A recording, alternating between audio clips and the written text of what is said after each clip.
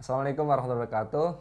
Selamat datang lagi teman-teman di e-learning MSIB PT Sehok Robotika Indonesia bersama saya Hanan Sundahdi.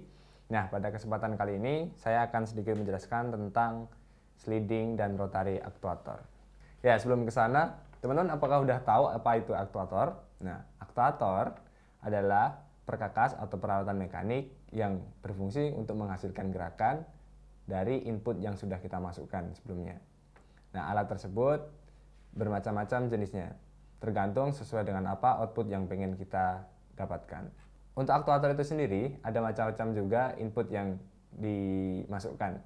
Ada jenis aktuator yang menggunakan listrik atau bisa disebut aktuator elektrik. Kemudian ada aktuator pneumatik yang inputnya adalah angin. Kemudian ada aktuator hidrolik yang inputnya menggunakan minyak.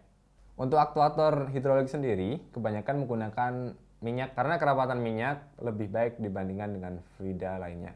Pada kesempatan kali ini, di depan saya sudah ada berbagai macam peralatan. Yang sebelah sini adalah rotary aktuator dan sebelah sini adalah sliding aktuator. Dalam seperangkat aktuator ini ada beberapa peralatan pendukung, di antaranya adalah kabel input dan kabel power. Berikut adalah kabel in-code, di mana fungsi kabel ini berfungsi untuk menyalurkan in-code atau program dari driver menuju aktuator.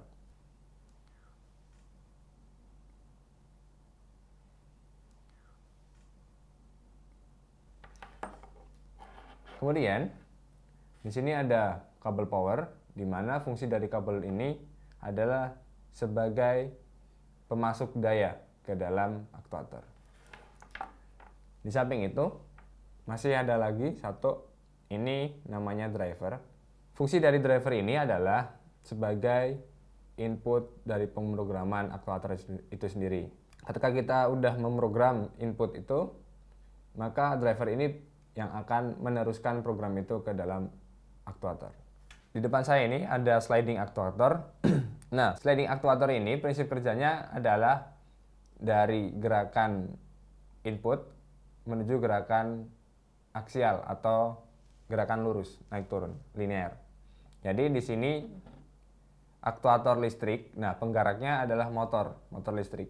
Tapi untuk kebanyakan di industri yang besar, mereka menggunakan aktuator campuran, baik secara listrik, terus hidrolik, kemudian pneumatik, tergantung tempat dan penggunaannya. Untuk aktuator sliding ini, bagian sini ada yang namanya port untuk power, kemudian di sini ada port untuk encode. Nah, sudah dijelaskan tadi di awal bahwa bagian port power digunakan untuk memasukkan daya dan encode dimasukkan untuk memasukkan program dari aktuator ini. Untuk aktuator yang ini adalah aktuator rotary. Nah, cara kerja dari aktuator rotary ini adalah dari input nanti akan diubah menjadi gaya radial atau berputar. Untuk rotary ini menggunakan penggerak berupa motor listrik juga. Di sini juga sudah ada port powernya, kemudian di sini juga sudah ada port untuk encode-nya. Nah, dari sebelah sini sampai sini adalah motor itu sendiri. Untuk yang sebagian sini, ini adalah port atau bagian yang akan digerakkan nantinya, dan di sini bagiannya akan berputar. Di samping itu juga ada rotary yang menggunakan fluida dan yang menggunakan pneumatik. Prinsip kerja dari rotary yang menggunakan fluida dan pneumatik itu sama, yaitu menggunakan aliran, entah itu aliran angin maupun aliran cairan. Untuk yang rotary menggunakan fluida tadi, prinsip kerjanya sama. Jadi aliran angin atau aliran fluida itu ketika masuk ke dalam rotary, dia akan menggerakkan piston yang ada di dalam itu. Kemudian piston tadi akan berputar sesuai dengan arah yang kita inginkan. Ada satu jenis lagi rotary aktuator di samping yang menggunakan motor. Ada juga rotary yang menggunakan rack dan pinion, di mana penggerak rotary tersebut adalah gigi rack dan gear pinion.